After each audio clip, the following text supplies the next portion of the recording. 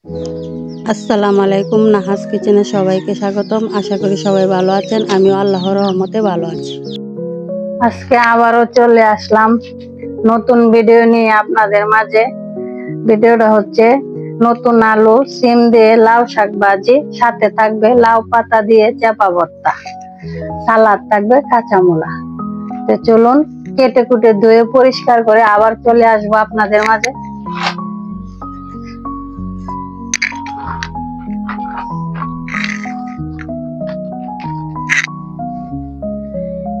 এই তো শাক সবজি কেটে কুটে ধুয়ে পরিষ্কার করে নিয়ে আসলাম আপনাদের সামনে। এখন আমি রান্না করব, রান্না করার পালা। তো শাকটা কিভাবে রান্না করব দেখিয়ে দিচ্ছি আপনাদেরকে। এই যে শাক ভাজি করার জন্য পেঁয়াজ কুচি, রসুন কুচি, চিরা রাখা কাঁচামরিচ, শাকের সাথে দিব সিম, আছে আলু, নতুন আলু। এই যে শাকের সাথে কেটে ধুয়ে পরিষ্কার করে নিয়েছি। এখন আমি পাতিলে দিয়ে দিব। এই যে দেখুন শাক আলু একসাথে ধুয়ে পরিষ্কার করে নিয়েছি। এখন দিয়ে দিচ্ছি পাতিলে।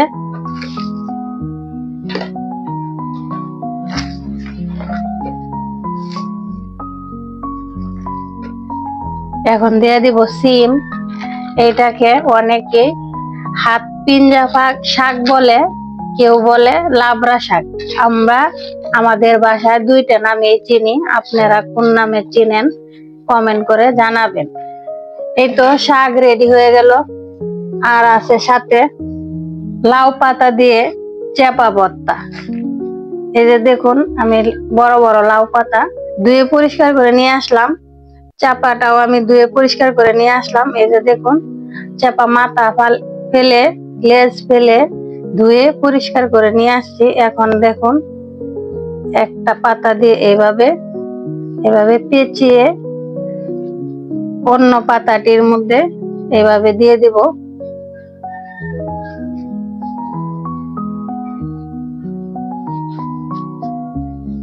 এই যে এভাবে দিয়ে এখন আমি দিয়ে দিব কাঁচামরিচ।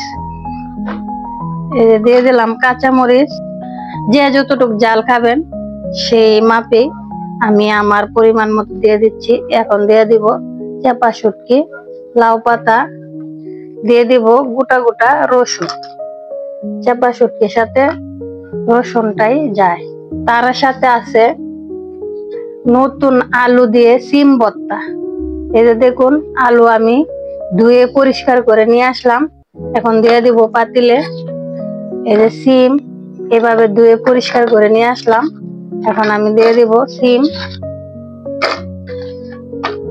সাথে দিয়ে দিব কাঁচামরিচ। এখন আমি রান্না করে নিব। তো চুলায় বসিয়ে দিলাম শাক। আমি অর্ধেক পেঁয়াজ রসুন কুচি এখন দিয়ে দিব, তার অর্ধেক দিব বাগারের মধ্যে। এই যে দেখুন আমি অর্ধেক দিয়ে দিলাম, কাঁচা মরিচও দিয়ে দিলাম, আর অর্ধেক অর্ধেক রেখে দিচ্ছি। শাকটা সিদ্ধ করে বাগারে দিব। আরেক চুলায় বসিয়ে দিলাম লাউ পাতা দিয়ে চাপা শুটকি ভর্তা। এই তো দেখুন শাক প্রায় সিদ্ধ হয়ে গেছে। এখনো কিন্তু আমি লবণ দিইনি। লবণ এখন আমি দিব না। যখন শাকটা ভালো করে সিদ্ধ হয়ে যাবে, একদম পানিটা শুকিয়ে যাবে, তখন আমি লবণ দিব। শাকে প্রথমে লবণ দিলে কি হয়, অনেক পানি উঠে যায় আর শাকটা রান্না করতে দেরি হয়। একসাথে একটার সাথে আরেকটা শাক লেগে যায়। আর একদম শাকের পানি শুকিয়ে লবণ দিলে কি হয়, শাকটা ঝরঝরে হয়, সুন্দর হয়, খেতেও ভালো লাগে। আমি এখনো লবণ দিব না, আরো পরে দিব। এই তো এখানে লাউ পাতা, কাঁচামরিচ, রসুন চাপা সিদ্ধ হয়ে গেছে। আর কিছুক্ষণ পরে সিদ্ধ হয়ে যাবে। এই তো শাক সিদ্ধ হয়ে গেছে। এখন আমি নামিয়ে তেলে বাগার দিয়ে দিব। এই হাত পিঞ্জা শাকটাও অনেকে তেল ছাড়া খায়, তেলে বাগার ছাড়া খায়, অনেকে আবার বাগার দিয়ে খায়।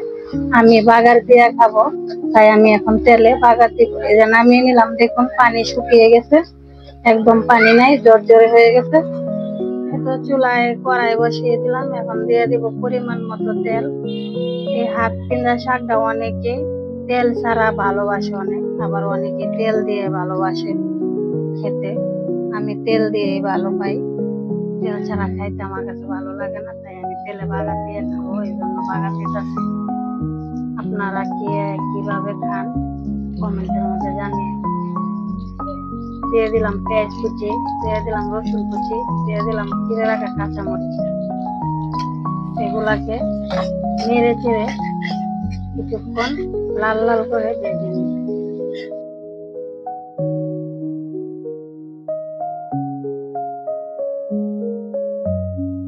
এই তো লাউ পাতা চাপা সিদ্ধ হয়ে গেছে, এখন আমি এভাবে চেপে চেপে পানি থেকে শুকিয়ে নিব।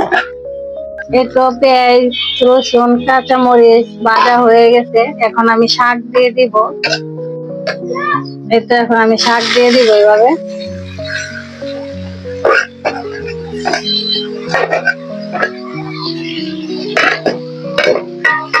এখন শাকটাকে তেলের সাথে মিশিয়ে নিব।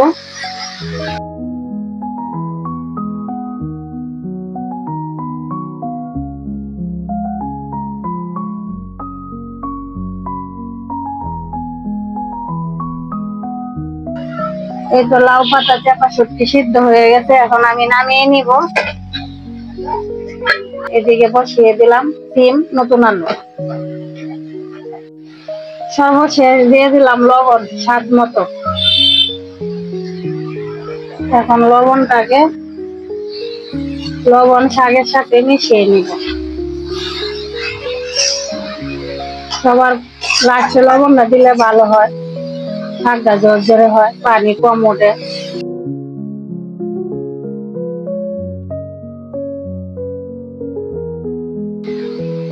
একটু লবণের সাথে মিশিয়ে দিলাম, এখন কিছুক্ষণ নেড়ে চেড়ে ভেজে নিব।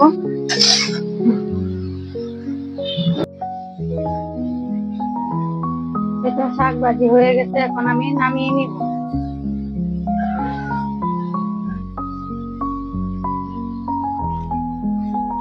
চাপা শুটকি লাউ পাতা শিলপাটাতে বেটে আমি ভর্তাটা বানিয়ে নিব। এভাবে চেপে পানিতে জড়িয়ে নিব।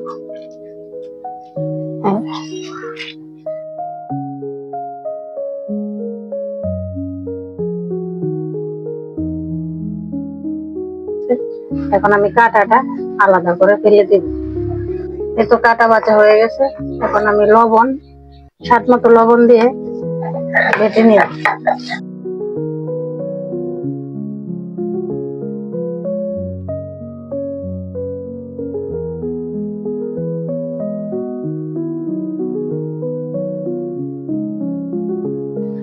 এই তো চাপা ভর্তা বাটা হয়ে গেছে, এখন আমি তুলে নিব একটা বাটিতে। এখন আমি তুলে নিব বাটিতে। এই যে বাটিতে তুলে নিলাম।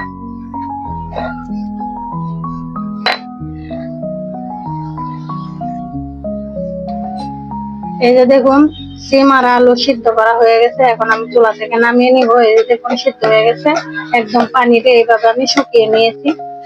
এখন কিছুক্ষণ ঠান্ডা করে ভর্তাটা বানিয়ে নিব। এই যে নামিয়ে নিলাম। এই যে দেখুন সিম ভর্তা আমি এভাবে বানিয়ে নিচ্ছি। এখন দিয়ে দেব স্বাদ মতো লবণ, পেঁয়াজের সাথে একসাথে মাখিয়ে ভর্তার সাথে মিশিয়ে নিব। নতুন আলু আর সিমের ভর্তাটা একটু গোটা গোটা রাখবো, তাহলে খেতে ভালো লাগে। এখন দিয়ে দিব সরিষার তেল।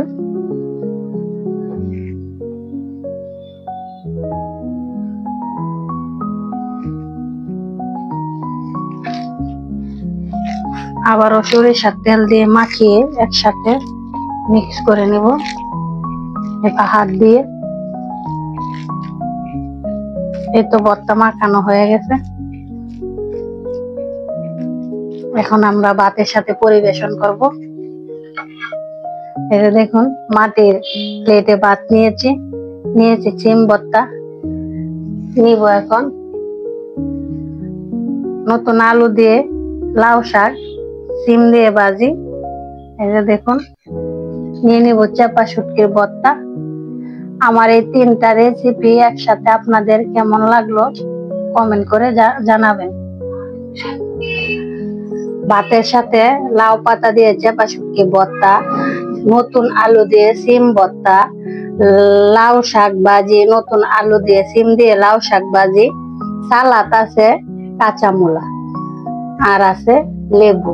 এই মূলার সিজনে ভর্তা শাক ভাজি দিয়ে কাঁচা মূলা কে কে ভালোবাসেন কমেন্ট করে জানাবেন। আমার এই সাধারণ 3টা রেসিপি একসাথে আপনাদের কাছে কেমন লাগলো কমেন্ট করে জানাবেন। আজকের ভিডিও এই পর্যন্তই। আমার ভিডিওটা আপনাদের কাছে ভালো লাগলে লাইক কমেন্ট শেয়ার করবেন, অবশ্যই সাবস্ক্রাইব করে আমার পাশে থাকবেন। সবাই ভালো থাকবেন, সুস্থ থাকবেন। আল্লাহ হাফেজ।